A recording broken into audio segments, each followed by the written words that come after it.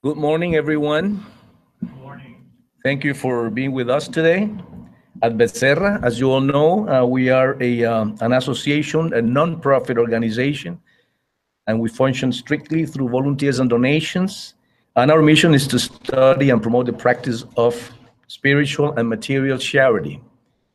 If you wish to talk to us, call us at 305-477-4148, and our email is info@spiritus.com.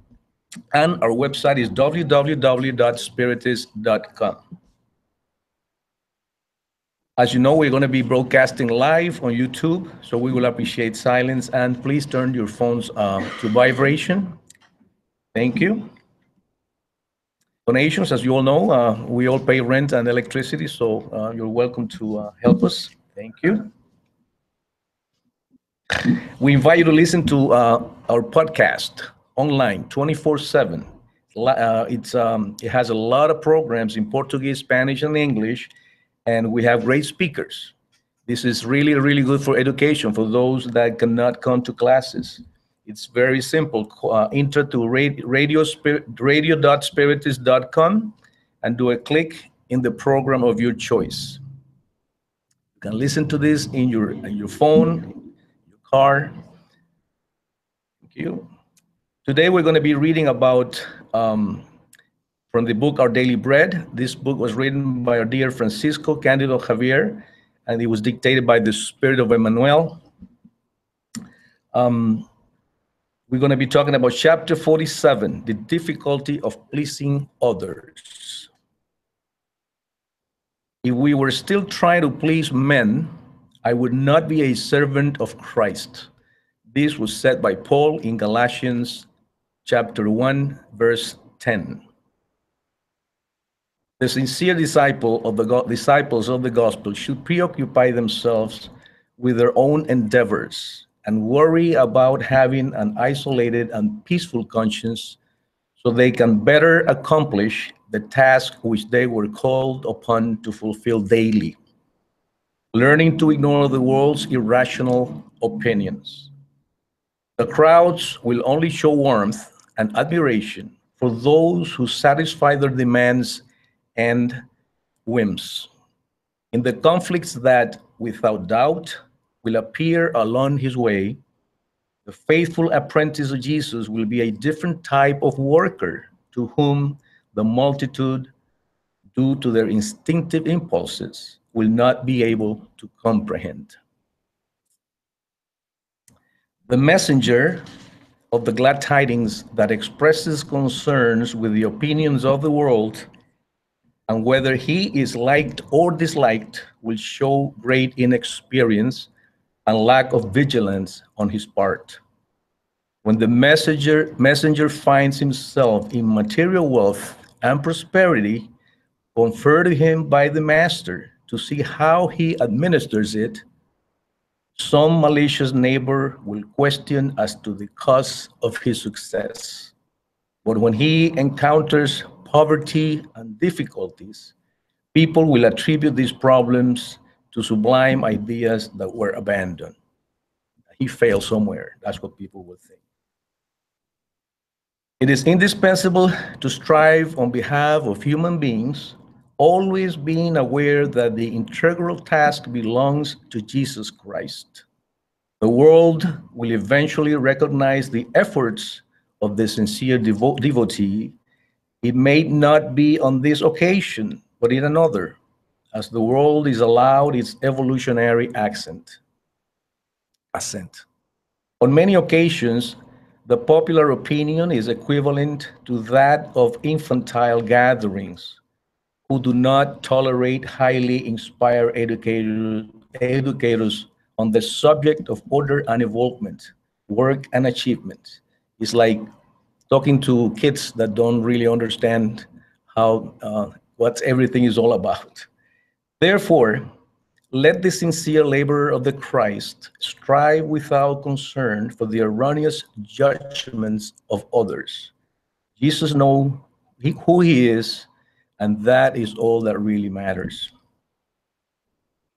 It is imperative, therefore, for everyone to take hold of their work tools and complete the tasks assigned to them, and to strive for the victory of righteousness in the circle of persons and activities that surround you. Many sick spirits, overtaken by false preoccupations and laziness in the world, will plead ignorance. Meanwhile, you are neither weak nor poor regarding the Lord's mercy. A reflection about today's reading. In today's reading, Emmanuel advises us to be concerned with our own efforts to accomplish what was assigned to us and to simply ignore the irrational opinions of others. He reminds us that the great crowds will not show warmth and admiration unless we satisfy their demands and impulses. Manuel mentions that on occasions, popular opinion is equivalent to kids gathering who would not understand an educator talking about order and involvement. Maybe not right now, he says, but as the world is allowed to evolve, it will someday recognize the great effort of Christ's disciples. Are we concerned regarding how the world likes or dislikes us? Or are we aware that Jesus knows us and that is all that really matters to all of us? And with those words, can you please help me and on a small prayer? Let's leave behind all the problems that we have had all this week. Let's sit back, close our eyes, relax, and elevate our thoughts to the Almighty Jesus Christ. Father, let us thank our Divine Master and Teacher Jesus Christ for allowing us to be here today. Thank you, Heavenly Father, for giving us the opportunity to have known this spiritual doctrine and for all the teachings you have provided us through our beloved Francisco Candido Javier and many, many others.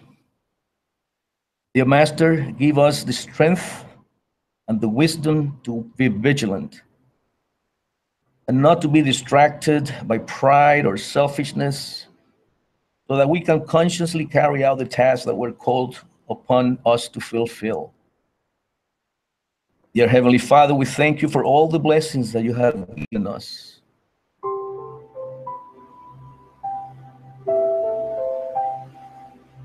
We thank you for our families, our homes. We thank you for this spiritual center and for all the brothers and sisters that make possible that our doors remain opened.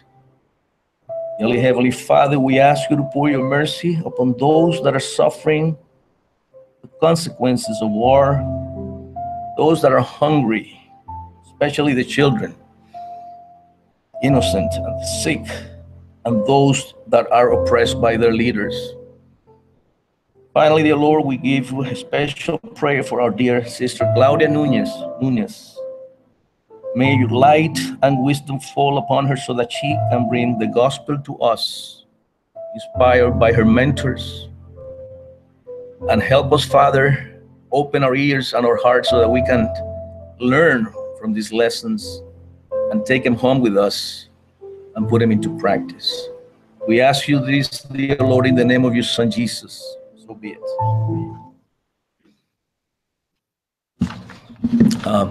Oops, sorry, got too distracted.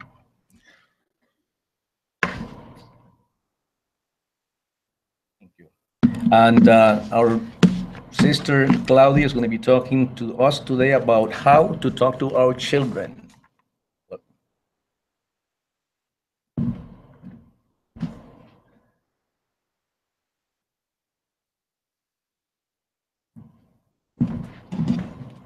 Good morning, everybody. Good morning. We awake? How many of us are parents? Oh, more than half. Great. So today's topic is how to talk to our kids, how to talk to our children. How is it that we talk to our children today? How is it that our parents talked to us 20 years ago? Maybe a little bit more for some of us. Is it the same? Were we raised the same way with the same information our kids have today that we had when we were 10, when we were 7, when we were 15?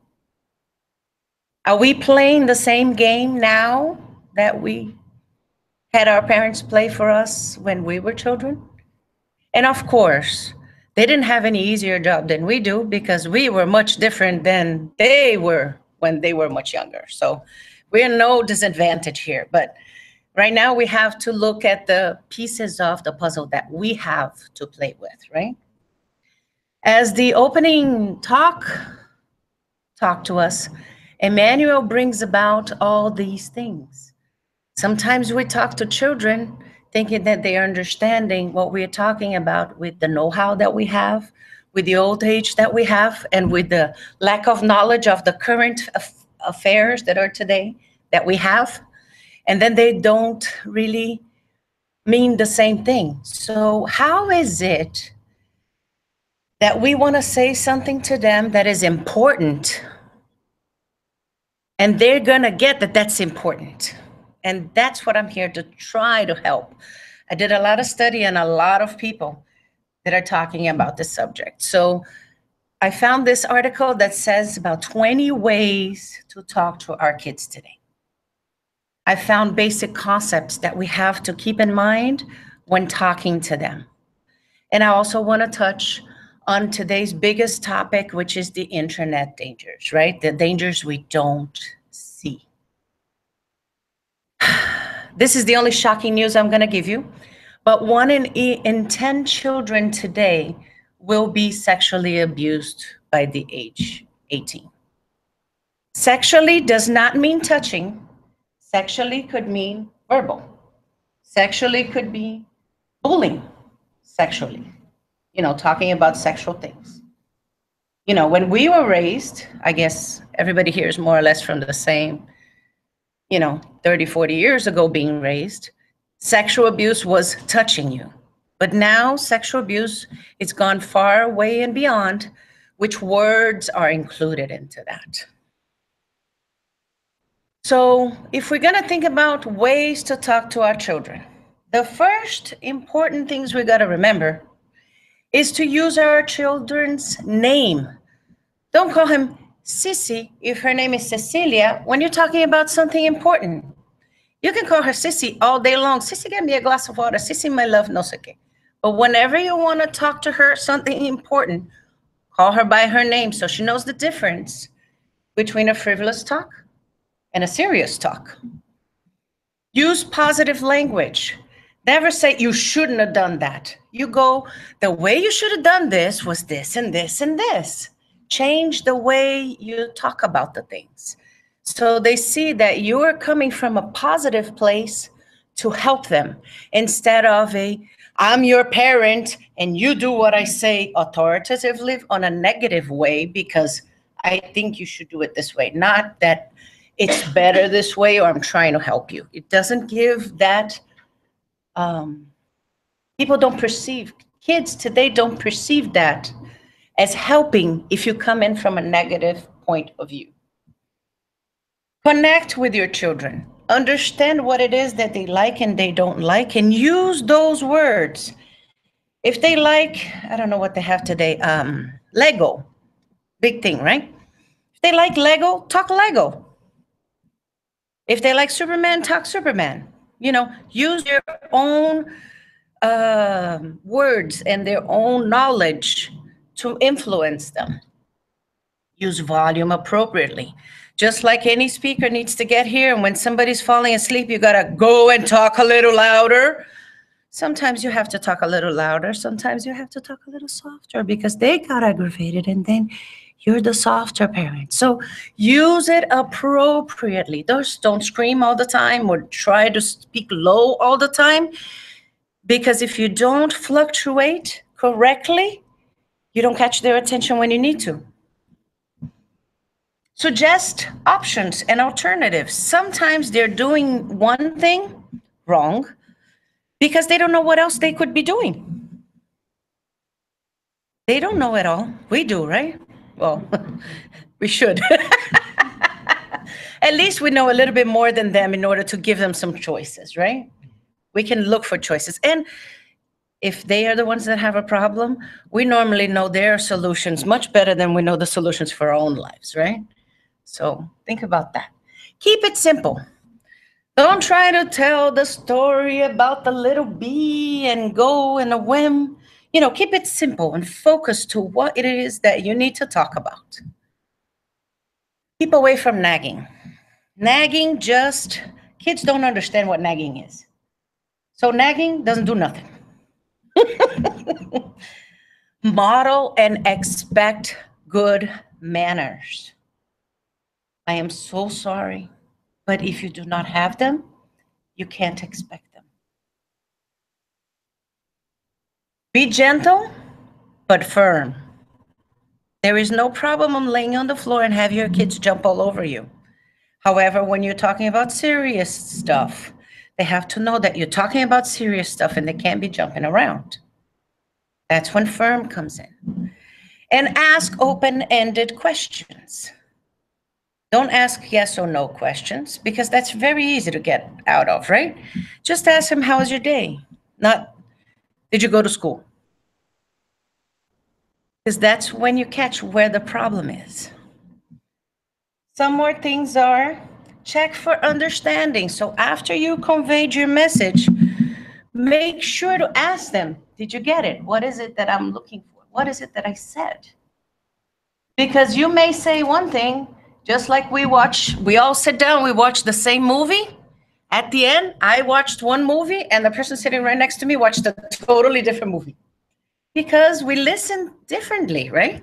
Make sure they understand. Explain what you want with an I message. This was the best one of all of them. You should not say to a child, do not scream. You say to a child, I, person that has the authority, your boss, your parent, the one that feeds you, do not want you to scream. It's much different. Don't scream is a generic thing. Who's telling me don't scream? I don't care for that person. I don't know who they are. They don't feed me. So convey your message correctly. If you have a problem with something, I have a problem with this and you must stop now.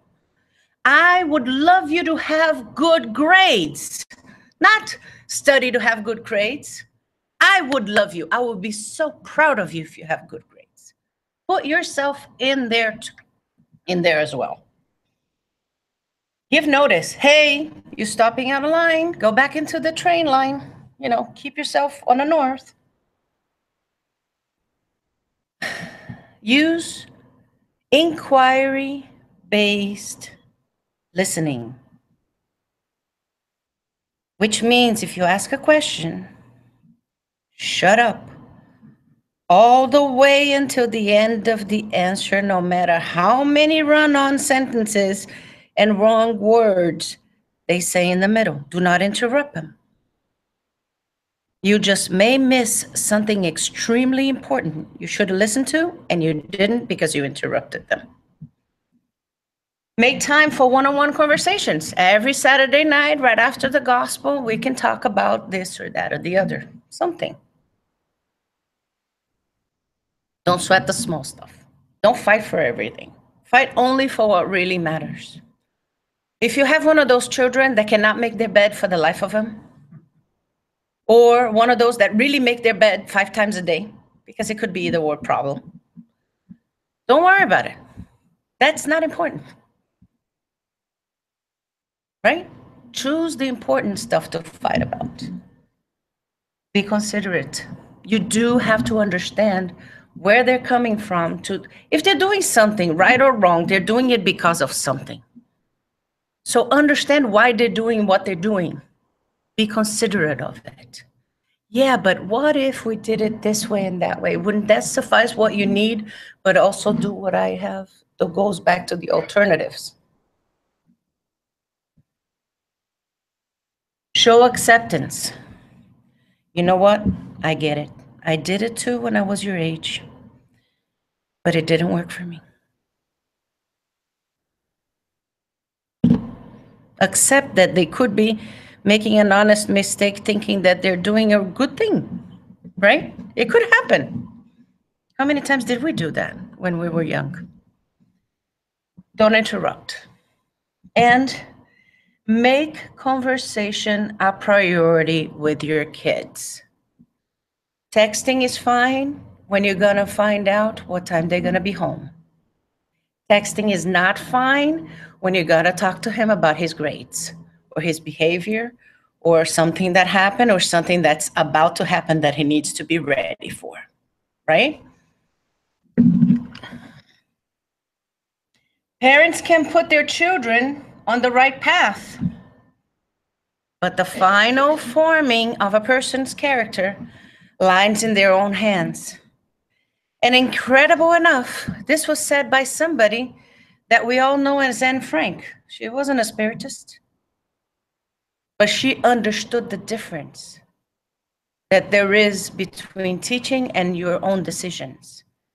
And we as spiritists understand that all these things that we say about the formation of our children are with what we can do in our responsibilities as parents. However, what they end up doing, it's going to be their call, and we have to be in peace with that. Otherwise, our lives will be miserable. Now, moving on to basic concepts. The family is the first school of virtues. So I hope none of these parents here, because you're spiritists and you're here on Sunday at 10 a.m. in the morning, will say, oh, I got to take him to I got to go to the school because they are not behaving well at home. You know, sorry, it ain't the teacher's fault. It ain't the friend's fault.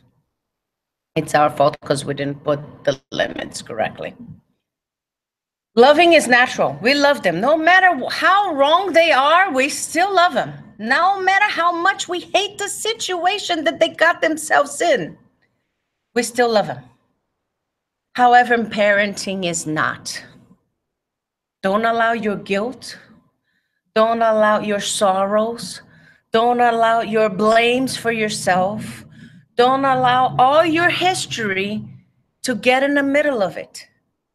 Parenting is very clear. You are raising that child for the future with even more internet, with even more cyberbullying, with even more dangers that we have no clue what they are yet. And they'll have to raise their children in that life. So you're raising them for something you have no clue that's coming. That's the only advantage I have over our parents. Our parents always thought that they were raising us to be in the same world they were in. Weren't they? They had no clue how far we can go. We don't know where we're going. However, we know we're not even close to there yet. So we can raise them on a different note. Today's children do not need to see a perfect role model like our parents thought. They need to see parents that are trying hard. And when I say parents, I say abuela, I say the aunt, I say the godmother, whoever it is that's helping also to raise those children, including teachers in that realm. Because the teachers could come in and give the lesson and walk out, or the teachers could come in and really love their children that they're teaching, and that would make them believe more in themselves. Know what good character is. Going back to the point of, talking to the children, and make character development a priority. Doesn't matter if they make their bed, but it does matter if they stole money from your wallet. Even if it's $2, right? Foster the faith.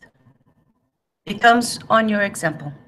If you don't do gospel at home, if you don't come to the centro or church or wherever it is that you believe, that you don't have a relationship with God, that the child doesn't see you sitting in the corner praying to God because something is going on and you can't do it by yourself, how to do that by themselves.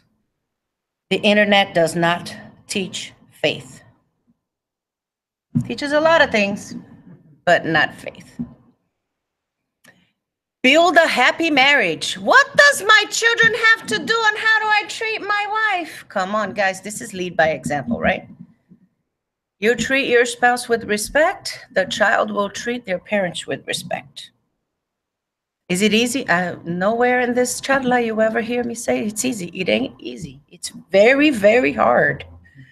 But love, respect, and commitment are things that have to be involved in your day-to-day relationship so you can give the right example to your children.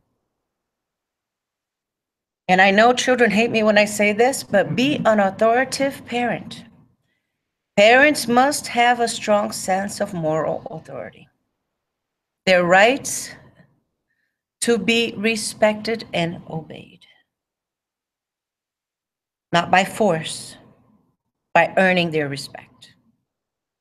If you are caring, if you are aware of their needs, if you understand why do they do the things that they do, beautiful, you got it. Now, in stewards of children, there's 5 steps of protecting your children. And if you're really concerned about things that happen outside of your home in order to protect your children, these are very good tips, but I'm focusing on talking to children. So one of them, it's very important, says talk about it. Teaches adults to have an open, age appropriate, you don't talk to a 3-year-old like you talk to a 5, like you talk to a 7, like you talk to a 12, like you talk to a 15, like you talk to your 18, or even your 25-year-old son that the other day got pushing his wife away, right? It's still your child. A 25 years old that pushed his wife is still your child. It's still imitating behavior that they've seen somewhere. Plus their own inside anger, because at 25, all that plays in effect, but they're still your child, right? Conversations with children about topics like body safety, sex, and boundaries. You can touch here, but you can't touch here. And I'm going to go more into that. So for a 6-year-old child, you can't just say your nose, your arm, your pee-pee, your pee-pee. Nah. 6-year-old understands that a vagina is a vagina and a penis is a penis. And they need to know that. They need to know that those things are things that you don't touch. And you use your own body. I have not been touching myself just to make a point. I'm making a point that you have to show the children what you can and what you cannot do. So private body parts that others should not touch. Where when you want to know what's the best way to explain, whatever your bathing suit does not show should not be touched by people that are not on your trust list. Who's in your trust list? Oh, the trust list is the doctor. The trust list is your mommy. The trust list is your daddy. Is my nanny on my trust list? Yes and no. If you're laying on your bed, she's not on your trust list. But if she's the one responsible for bathing you, I'm sorry, she does have to touch your pee-pee because it's part of bathing. Or your penis in that case, or your vagina in that case, depending on the age of the child.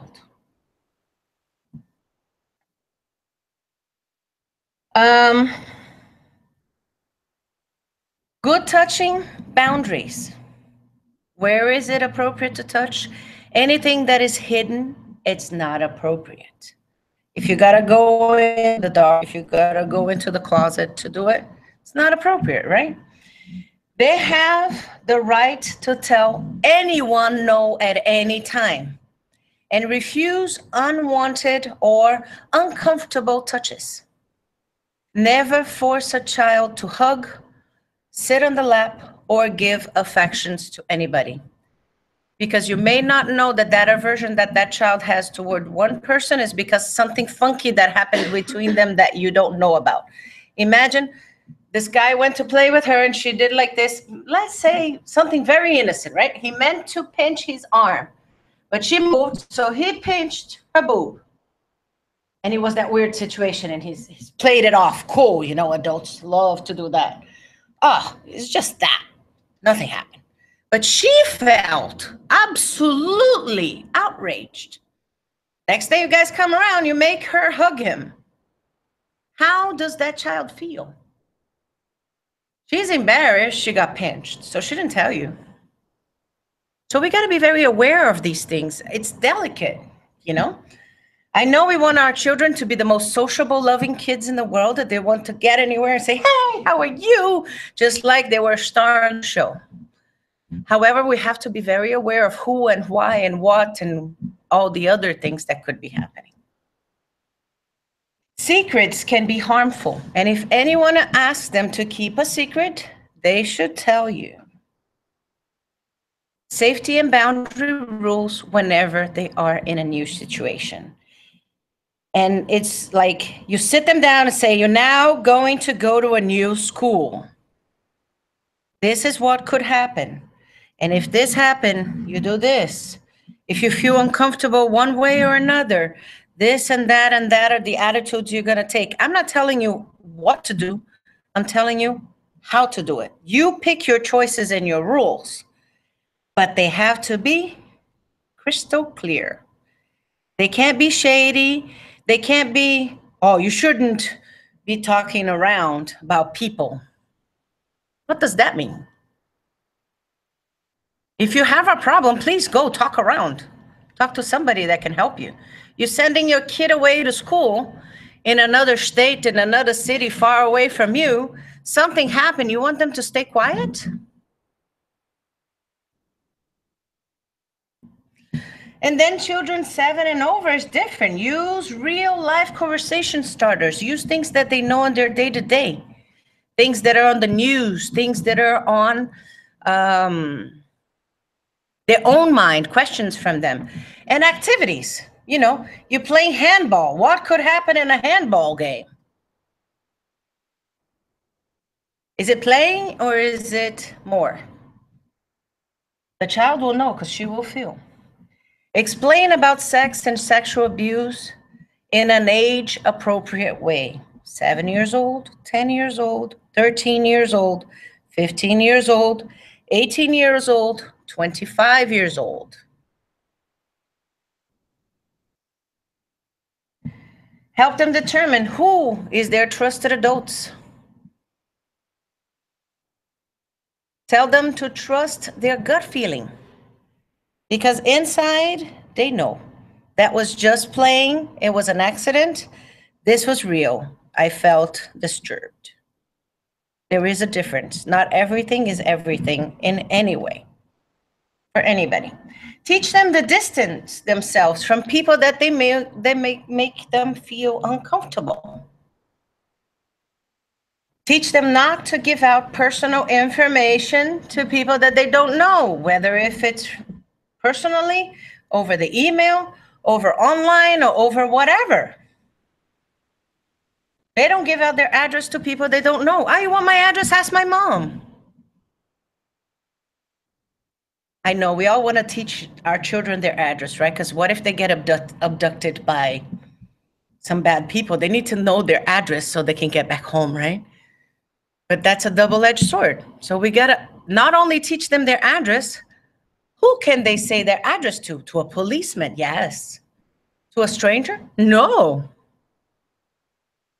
Just giving the information and training them to how to say 2735 Southwest 187. That doesn't do nothing. They can say that to anybody, right? Oh yeah, my dad has $10,000 in the house because he's getting ready to buy a motorcycle. Oh yeah, where do you live? Okay. Teach them not to give out personal information. Ask them about their online experiences. Remember, using open-ended questions. Don't say, were you on the internet today? The answer is going to be yes. And what did that tell you? Nada. You know, but including their experience with their smartphones and any of their devices. Don't think that the phone is the only source or that the computer is the only source. Today, anything pretty much can be a source, including their video games. Because they're now online, playing multi-user, blah, blah, blah, blah.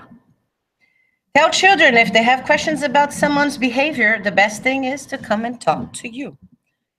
And if you don't know what to do, Uncle Google will help you. So go Google it. There's lots of cyber children things out there that tells you step by step in this situation what to do. So this lady, Tiffany Sawyer, she says, I tell my daughters, surprises make people happy. We don't want to keep them a secret. Though, because secrets can make people upset or unhappy. If anyone wants you to keep a secret, tell mommy and daddy. We won't tell anybody, but you need to share it with mommy and daddy. You can't keep a secret 100% all to yourself. We are the first generation of internet parents. Nobody before us had the experience that we have with the cyber world out there. Our children are the first generation to be born and raised with internet at their fingertips. And now we even see 3-year-olds or sometimes months old already playing with their little fingers on their iPads. So they come trained. Some of us still look at the computer like, and I have to do this. Ow. Right? But 6 months old, opens your iPad, knows your password, doesn't know how to count, but knows your password. And then goes, finds the little doodle, scribbly doodle that he likes, and he goes and plays his little game. We don't even remember what our password is, right? We have to have it written down somewhere. Our children know more about the internet than we do, and we have to know about that. So all the mobile devices you can think about, tablets, Kindle. Oh, Kindle is for reading books. No, it's not. It has a browser in it, and people can get online on it. Cell phones, laptops, personal computer, video game consoles, all those new games now that I don't even know the names anymore. Before, it used to be just Nintendo and you couldn't connect to anything. But now there's all these online games and consoles that go online that you download movies and all kinds of other cool stuff in it that you actually talk to people. And the person they see is this pretty character, this good-looking woman. That could be a guy. You don't know who's typing on the other side, right? Or they see this masculine hero with a huge gun or whatever it is that the game calls for, which could be a really bad person on the other side. It looks like a hero, but it ain't no hero, right? And then that character calls them into a chat room, and guess what? They're touching their body parts. Oh, mine looks like this. Oh, yours looks like that, huh? You can even share video inside of those things now, so it's really dangerous. What children do online? Same thing we do. We visit virtual worlds. Even though you don't play, never been into one of those virtual worlds, even just to check out what they look like. I don't play games, but oh my God, they're so cool. The designs are so awesome. Play multi-user games, and that's the problem. Multi-user has no filter. It's whoever pays to be in there, right? You sometimes think, oh, I'm paying for this game, so it should be safer, while bad people pay for the game too. Text or instant message with each other. And children ain't nice. I know later on when the kids walk in, they're gonna walk in and says, oh my God, you gained weight. Well, they're honest. They ain't nice. They can do bad things to themselves as well, without even meaning, and hurting somebody so deeply in their moral, on their intimacy, that you don't even know. Post profiles and interact with others on social networking sites, which all that is fine and dandy as long as you have the rules agreed upon, the safety rules. View and post videos. This one only talks about videos, but I say pictures, selfies, and all that other cool stuff as well, right? Download music, movies, and much more. Music is also a sort of abuse sometimes. Create and upload art. Art talks so much about a child. If you are looking to do something mean, art can tell you a lot on how to go about it. And they also do research, which that should be the best thing, right? Whenever it is for school. But what if they're researching to do something that they shouldn't be doing? Like a little bomb to blow up in the bathroom of the school or something. So check their browsers. There are plenty of softwares that you can put in every single device, the phone, the computer, and everything else, that will impede them from going into certain areas. Oh, but then I am impeding them for having their rights of freedom. Yeah, they're under your roof. If they do something really bad and they're under 18, who goes to jail? They go? No, they don't go. You go. And do you think they don't know that? Yes, they do. So this is what we're looking at. Look how interesting. Gambling, bullies, avatars. You know, you could look gorgeous, but it could be a mean guy on the other side. Identity theft. Depending on what they say, they can figure out even your own passwords. Because let's say Christina's nickname is Kiki, and she was born in 1986. And guess what your password for your bank is? Kiki 1986. Uh-oh. That's what we do, right? Otherwise, we will forget. XXX sites, illegal activity, illegal downloads, hackers. I don't even know what this is, but anyways. Predators, drugs. Yes, you can buy drugs on the internet. Texting and sexting. I didn't even know that word until I started doing this channel. And there's one thing that's not mentioned here, and I learned not too long ago that exists, and a lot of people don't talk about it. Have you ever heard of the dark web? So the dark web is the web that Microsoft doesn't let us see. Is this web that exists out there, that it's part of this great big web that our regular browsers don't see. So if you get to your child's computer and there's a weird browser in there, that's not the Mozilla and the Explorer and the, what's the other one that we do, Chrome? Take it away. They're doing something that they shouldn't be doing. Because if it cannot be seen by those, I mean, if it can be seen, but not be seen by those, it has words that are forbidden. Pornography, money, excessive gambling, excessive drugs. Maybe they're doing something that is not related to that. And that's why we need to understand why is it there. However, they are traveling in dangerous waters. Although they're carrying the flag of the perfect child and they're doing it for the right reasons, there are dangers out there that they don't know about.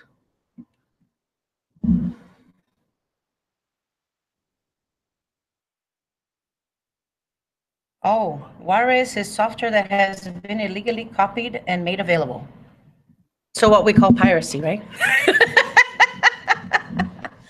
So basic online safety tips, we pretty much talked about everything. So one of the most important things that I found out there is sign a safety contract. A teacher has the habit of having a blank piece of paper in the classroom. And in the first day of class, they start writing rules, right? Oh, in this class, nobody screams at each other. In this class, there's no running. In this class, there's this. In this class, to go to the bathroom, you got to catch the little thing and then take it. So write this contract with the rules that you think are correct for your child. Just don't do it is not a rule, okay?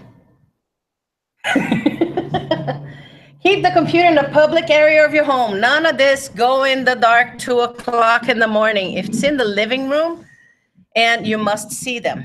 I am sorry.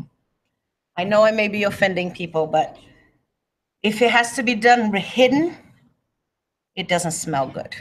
I've been there. I've done that. Set a time limit for computer use. You can only use for an hour. If you're trying to plan something bad, an hour is never enough. Become familiar with the sites your child visits. Know your child's online friends. Know your child's passwords. That should be a must. You should be able to have a list of where they go. If they can go, you're older, you should go. Now, some of them may be resistant, so play along. Go play with them. You have to be part of their lives. That's what I'm saying. They have to trust you in order to share it with you. There it is, the blue whale joke that shows us that there are dangers and people think it's fun. I'm actually watching a soap opera right now where it's actually relating the story of the blue whale. And the first 15 chores are the most ridiculous things. Stay up till 2 o'clock in the morning and watch a horror movie and take a picture for me to see. It's dumb stuff. So once you start getting engaged onto all that little dumb stuff that doesn't seem like it opposes any harm, that's when you get hooked. Because by the dumb stuff, they start gathering all this information that you don't think you're giving it to them, but they're too much smarter than kids. And they get all this personal information. And by the end, when they do that threatening of killing, they know all this information on your family and they'll throw it right back at you. Your father's name is this, and you live on that street, and your father works in Cisco, and your mother does cooking for the school in Tarara place. They know everything by then. That's why it takes 15, 20 tasks for them to start to the mean stuff. Because they have to know the bad things or the important things to the child in order to threaten them, right? Just because they're going to say jump off a cliff. I know children are not stupid. They're not going to just jump off a cliff because somebody told them to. However, if they're threatening to kill your dad that works at Cisco and they know exactly where, that's a totally different story, right? Become familiar with the sites and keep your security software up to date because all those funky things bring in little visitors. They're so cute. They're called viruses. And they ruin your computer. So a big thing is if your computer at home, it's always catching these viruses, well, the kids are doing something wrong because they're getting in there. Unless you're watching porn, and that's the other way they do. So the basic internet rules for children are what we've been talking about. Never give your personal information. Never write or post anything that it will make you feel uncomfortable because even though you posted to him something personal that would make you feel uncomfortable, he just may get upset at you tomorrow and share that uncomfortable thing with everybody else, right? Never share your password with nobody but your parents. Never open an email or click on a link from somebody you don't know. And believe me, don't just read that name on the top of the email. Read the actual email because I get emails every day. I get over 2,000 emails between all my email accounts. And I look at them and sometimes it says something extremely legit. FedEx tracking delayed. I work for a company and I get FedEx packages every day. That thing looks so legit. If I didn't have the habit of pressing that little arrow down that shows me the actual address, I would have clicked on the link to find out who was it from or why was it delayed or when was I gonna get it. And it was totally hocus pocus. So it could come like anything. Of course, if they're offering you money, you probably delete it because you know money doesn't come for free, right? Never download or click on anything without checking with your parents. You may not know something that they may know. I don't need my parents. I'm 47 years old. However, I check with my coworkers. This looks funky. What do you think? So, bottom line is know your child's password, know your child's social media sites, know their apps, know their friends, know their whereabouts all the time. You are not spying on them. People can pass by and shoot people.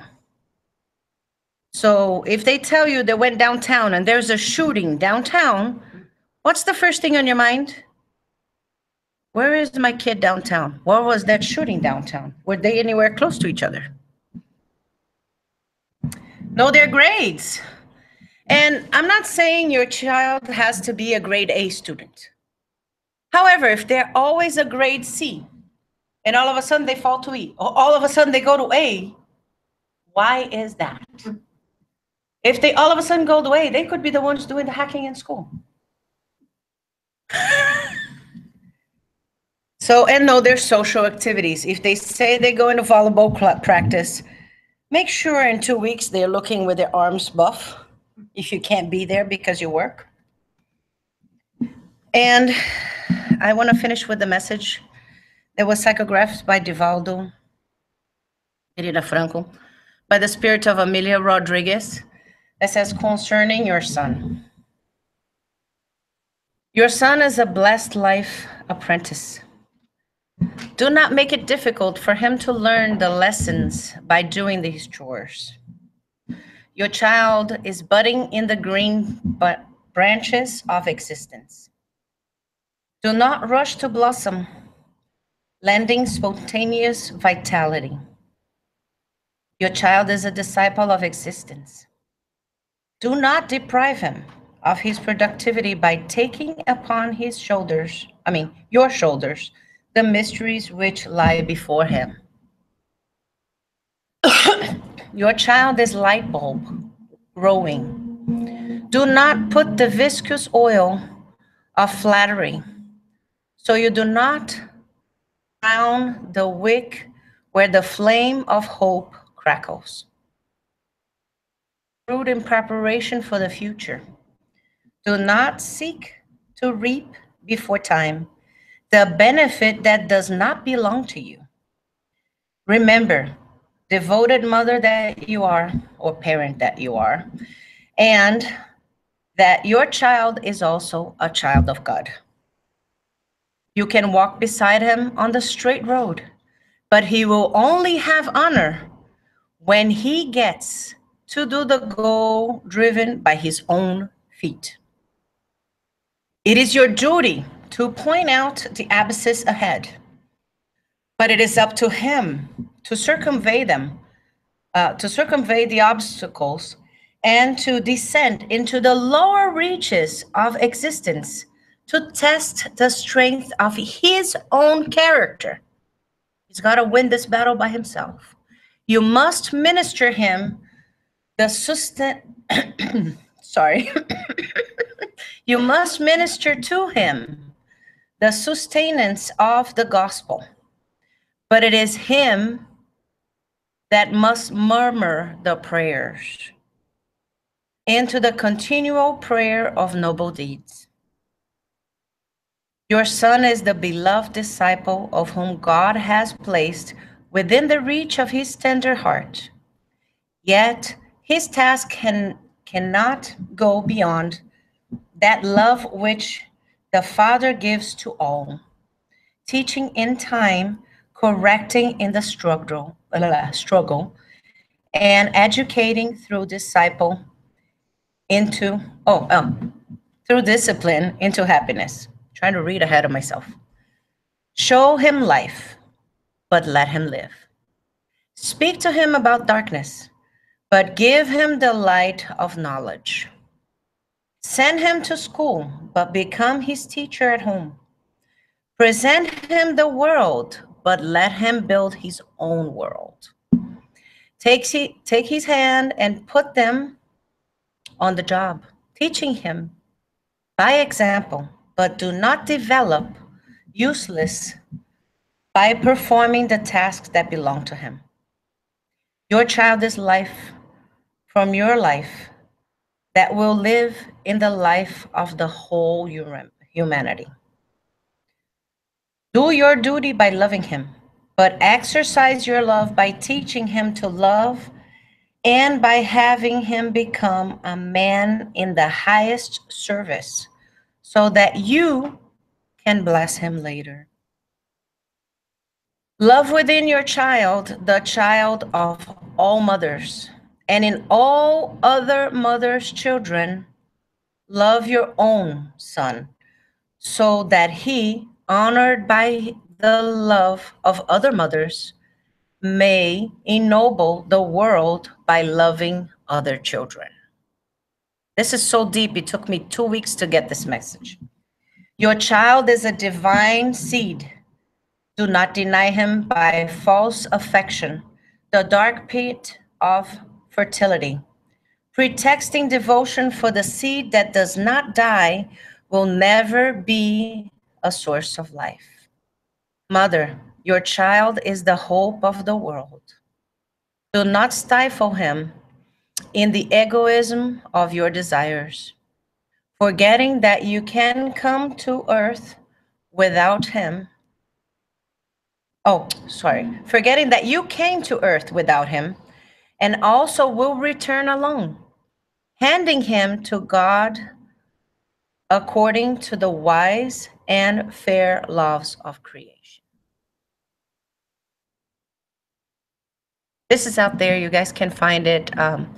I have a slide share, and this presentation will go on slide share tonight. So if you guys ever need to read it again, I'm actually going to reread it because I did find a couple of prepositions that ended up, you read it so many times and you don't even catch them. The last thing I want to tell you guys is these are all the sites that I've researched. And I'm part of a group of two groups. One of them is CYD, which is a division of the Department of the Federation of Florida. And we facilitate teaching and structures of children in Spiritism, as well as we assist in parenting. So 4 times a year, one of us will come out and we'll talk about parenting. In September, we're actually going to have a gathering that's going to be in West Palm Beach on a Sunday, and it's going to be all about parenting. We have a visitor coming from out of the country. Unfortunately, it will be in Portuguese because that is her mother language, and if we try to get her to speak another language, it ain't going to be so heartfelt. But we had a meeting with her this week, and it's going to be whole morning of experiences, but in the afternoon, we're actually going to be experiencing. So it's going to be a eventual workshop in the afternoon. So if you do have some tendency that you'd like to listen to something in Portuguese, that is going to be amazing. That will be amazing. And thank you so much. Have a blessed week, everybody. Oh, I done it. Divaldo can speak much better than me. Can't you? Yeah, I do it. Yeah, I do it when I do the finished talks.